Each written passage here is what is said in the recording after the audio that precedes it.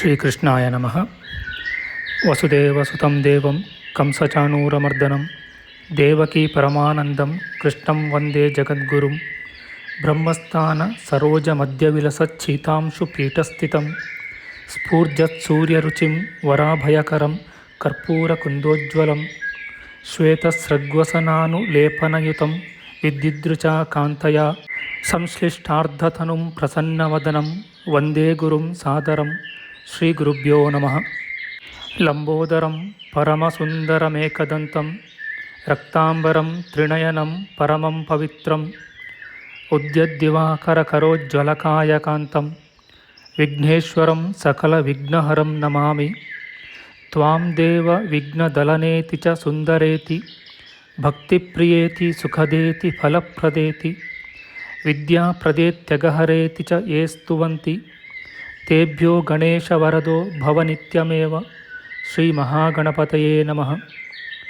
ಯಾ ಕುಂದೇಂದು ತುಷಾರಹಾರಧವಳ ಯಾ ಶುಭ್ರವಸ್ತ್ರಾವೃತ ಯಾ ವೀಣಾ ವರದಂಡಮಂಡಿತಕರ ಯಾ ಶ್ವೇತಪದ್ಮಾಸನ ಯಾ ಬ್ರಹ್ಮಾಚ್ಯುತಶಂಕರಪ್ರಭೃತಿಭಿರ್ದೇವೈಃ ಸದಾ ವಂದಿತಾ ಸಾ ಮಾಂ ಪಾತು ಸರಸ್ವತೀ ಭಗವತಿ ನಿಶ್ಶೇಷಜಾಡ್ಯಾಪಃ. ಶ್ರೀ ಸರಸ್ವತ್ಯೇ ನಮಃ. ವೇದಾರ್ಥತತ್ವವಿಶದೀಕರಣೇನ ಪುಂಸಾಂ ಉಚ್ಚೈರ್ಗತಿಂ ಜಗತಿ ಯೋ ದಯಾಯ ವಿಧಾತುಂ ರಮ್ಯಾಂ ಪುರಾಣಪದವೀಂ ಪ್ರಣಿನಾಯ ತಸ್ಮೈ ಲೋಕೇಶವೈಭವಪುಷೇ ಋಷಯೇ ನಮಸ್ತಾತ್. ಜಯತಿ ಪರಾಶರಸೂನುಃ ಸತ್ಯವತಿ ಹೃದಯನಂದನೋ ವ್ಯಾಸಃ ಯಸ್ಯಾಸ್ಯ ಕಮಲಕಲಿತಂ ವಾङ्ಮಯಮೃತಂ ಜಗತ್ಪಿಬತಿ. ಶ್ರೀವ್ಯಾಸಾಯ ನಮಃ.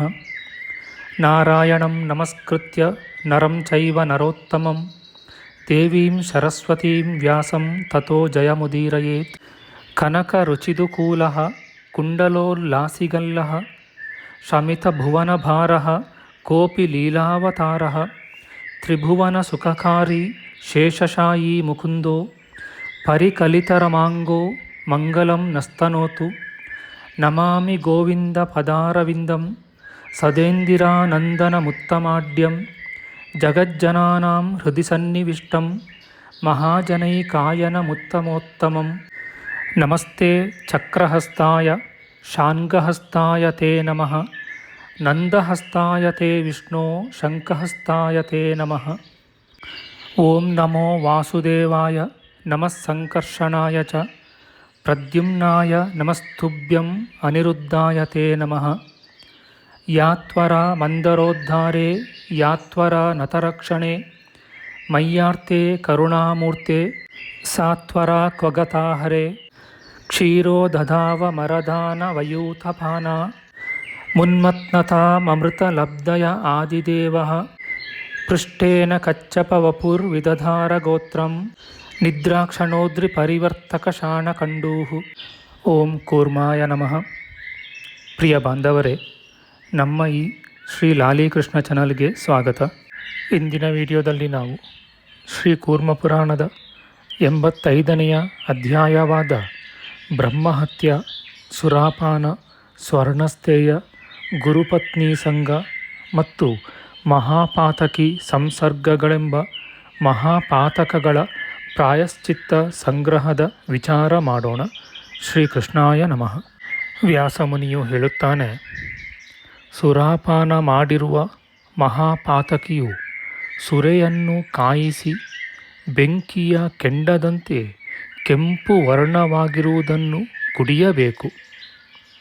ಆಗ ಅದರಿಂದ ಸುಟ್ಟು ಹೋದ ದೇಹವುಳ್ಳ ದ್ವಿಜೋತ್ತಮನು ಆ ಪಾತಕ ದೋಷದಿಂದ ಶುದ್ಧನಾಗುತ್ತಾನೆ. ಅಥವಾ ಗೋಮೂತ್ರ, ಗೋಮಯದ ರಸ, ಕ್ಷೀರ, ಘೃತ ಮತ್ತು ಜಲಗಳನ್ನಾದರೂ ಹಿಂದೆ ಹೇಳಿದಂತೆ ಅತ್ಯುಷ್ಣವಾಗಿ ಕಾಯಿಸಿ ಅದನ್ನು ಪಾನ ಮಾಡುವುದರಿಂದಲಾದರೂ ಸುರಾಪಾನದ ದೋಷದಿಂದ ಮುಕ್ತನಾಗುತ್ತಾನೆ. ಮತ್ತು ಜಲದಿಂದ ಆರ್ದ್ರವಾದ ವಸ್ತ್ರವನ್ನು ಧರಿಸಿ ಪರಿಶುದ್ಧನಾಗಿ ಜಲರಾಶಿಯನ್ನು ಪರಮಸ್ಥಾನವಾಗಿ ಮಾಡಿಕೊಂಡಿರುವ ಹರಿಯನ್ನು ಧ್ಯಾನಿಸಿ ಮಹಾಪಾತಕದ ಶಾಂತಿಗೋಸ್ಕರ ಬ್ರಹ್ಮಹತ್ಯೆಗೆ ಹೇಳಿರುವ ಪ್ರಾಯಶ್ಚಿತ್ತವನ್ನು ಆಚರಿಸಬೇಕು. ಸುವರ್ಣ ಚೌರ್ಯವೆಂಬ ಮಹಾಪಾತಕವನ್ನು ಆಚರಿಸಿದ ವಿಪ್ರನು ರಾಜನ ಸನ್ನಿಧಿಗೆ ಬಂದು ತಾನು ಮಾಡಿದ ಪಾಪವನ್ನು ರಾಜನಿಗೆ ನಿವೇದಿಸಿ, ಇಂತಹ ಪಾತಕಿಯಾದ ನನ್ನನ್ನು ನೀನು ಶಿಕ್ಷಿಸು ಎಂದು ಕೇಳಿಕೊಳ್ಳಬೇಕು. ಆಗ ರಾಜನು ತಾನು ಮುಸಲವನ್ನು ತೆಗೆದುಕೊಂಡು ಆ ಚೋರನನ್ನು ಒಂದು ಸಲ ಮಾತ್ರ ಹೊಡೆಯಬೇಕು. ಅದರಿಂದ ವಧಿಸಲ್ಪಟ್ಟ ಚೋರನು ಪಾತಕದಿಂದ ಮುಕ್ತನಾಗುವನು. ಅಥವಾ ವ್ರತ ನಿಯಮ ತಪಸ್ಸುಗಳಿಂದಲೂ ಬ್ರಾಹ್ಮಣನು ಶುದ್ಧನಾಗುವನು. ಹೀಗೆ ಚೋರನು ತನ್ನ ಹೆಗಲಿನಲ್ಲಿ ದಂಡವನ್ನಾಗಲಿ ಖದಿರ ವೃಕ್ಷದಿಂದ ಮಾಡಿದ ಮುಸಲವನ್ನಾಗಲಿ ಹರಿತವಾದ ಅಗ್ರದಿಂದ ಕೂಡಿದ ಶಕ್ತಿ ಆಯುಧವನ್ನಾಗಲಿ ಇಟ್ಟುಕೊಂಡು ರಾಜನ ಸಮೀಪಕ್ಕೆ ಬರಬೇಕು. ನಾನು ಇಂತಹ ನಿಂದಿತ ಕರ್ಮವನ್ನು ಮಾಡಿರುವೆನು, ನನ್ನನ್ನು ದಂಡಿಸು. ಹೀಗೆಂದು ಚೋರನು ತಾನು ಮಾಡಿದ ಮಹಾಪಾತಕವನ್ನು ಹೇಳಿಕೊಳ್ಳುತ್ತಾ ಕೇಶಗಳನ್ನು ಬಿಚ್ಚಿ ಹಾಕಿಕೊಂಡು ಓಡಿ ಬಂದು ರಾಜನನ್ನು ಕೇಳಿಕೊಳ್ಳಬೇಕು. ಆಗ ರಾಜನು ಆ ಚೋರನನ್ನು ದಂಡಿಸಲಿ ದಂಡಿಸದೇ ಬಿಡಲಿ, ಚೋರನು ಪಾತಕದಿಂದ ಮುಕ್ತನಾಗುತ್ತಾನೆ. ಆದರೆ ಚೋರನನ್ನು ನಿಗ್ರಹಿಸದೆ ಬಿಟ್ಟ ರಾಜನು ಚೋರನ ಪಾತಕಕ್ಕೆ ಭಾಗಿಯಾಗುತ್ತಾನೆ. ಸುವರ್ಣ ಚೌರ್ಯದಿಂದ ಸಂಭವಿಸಿದ ಪಾತಕವನ್ನು ತಪೋನುಷ್ಠಾನದಿಂದ ಶೋಧಿಸಲು ಇಷ್ಟವುಳ್ಳ ದ್ವಿಜನು ನಾರು ಬಟ್ಟೆಗಳನ್ನು ಧರಿಸಿಕೊಂಡವನಾಗಿ ಅರಣ್ಯದಲ್ಲಿದ್ದು ಬ್ರಹ್ಮಹತ್ಯಾ ಪ್ರಾಯಶ್ಚಿತ್ತವನ್ನು ಆಚರಿಸಬೇಕು. ಅಥವಾ ದ್ವಿಜನು ಅಶ್ವಮೇಧ ಯಾಗಾಂಗವಾದ ಅವಭೃತ ಕರ್ಮದಲ್ಲಿ ಸ್ನಾನ ಮಾಡಿ ಪವಿತ್ರನಾಗುವನು.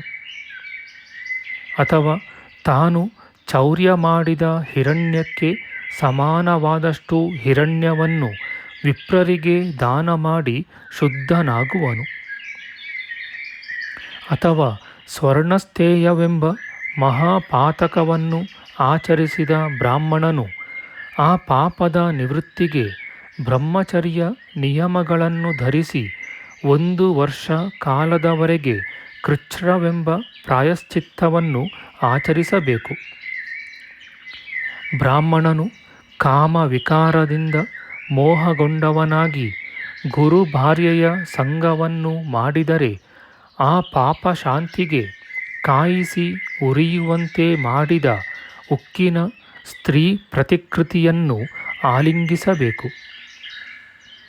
ಅಥವಾ ಸರಳವಾದ ಗಮನವುಳ್ಳವನಾಗಿ ತನ್ನ ಶಿಶ್ನ ವೃಷಣಗಳನ್ನು ತಾನೇ ಕಿತ್ತು ಅವುಗಳನ್ನು ತನ್ನ ಅಂಜಲಿಯಲ್ಲಿ ಇಟ್ಟುಕೊಂಡು ಕೆಳಗೆ ಉರುಳುವವರೆಗೆ ದಕ್ಷಿಣ ದಿಕ್ಕಿನ ಕಡೆಗೆ ಪ್ರಯಾಣ ಮಾಡಬೇಕು.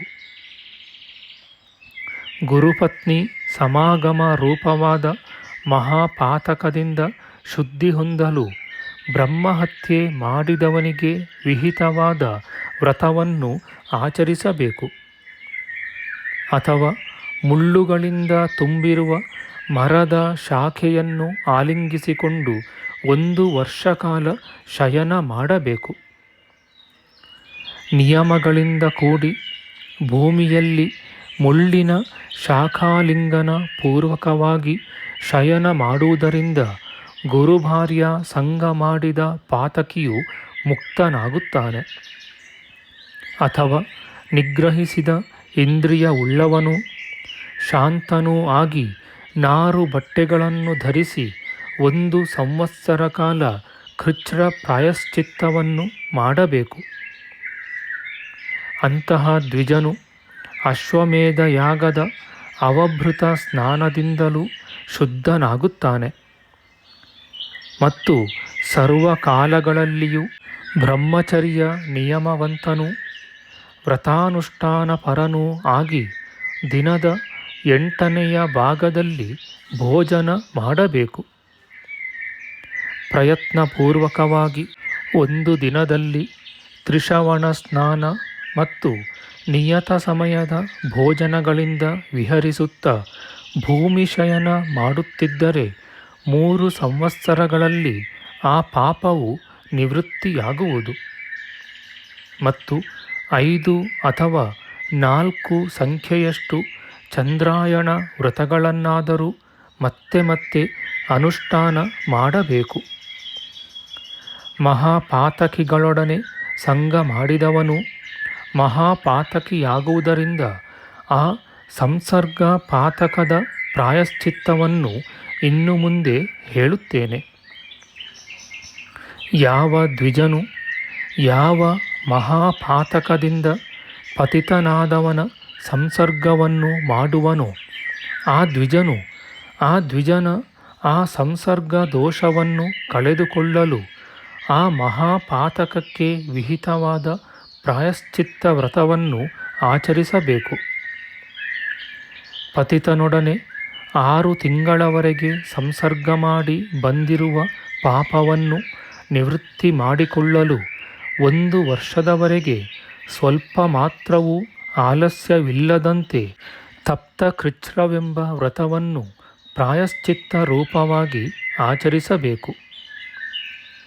ಮಹಾಪಾತಕಗಳನ್ನು ಆಚರಿಸಿದ ಪಾಪಿಗಳು ಹಿಂದೆ ಹೇಳಿರುವ ಈ ನಿಯಮಾನುಷ್ಠಾನಗಳಿಂದ ಪಾಪಗಳನ್ನು ಕಳೆದುಕೊಳ್ಳುವರು. ಅಥವಾ ಪೃಥಿವಿಯಲ್ಲಿರುವ ಅನೇಕ ಪುಣ್ಯ ತೀರ್ಥಕ್ಷೇತ್ರಗಳ ಯಾತ್ರೆಯು ಪಾತಕಗಳಿಗೆ ಪ್ರಾಯಶ್ಚಿತ್ತವಾಗುವುದು.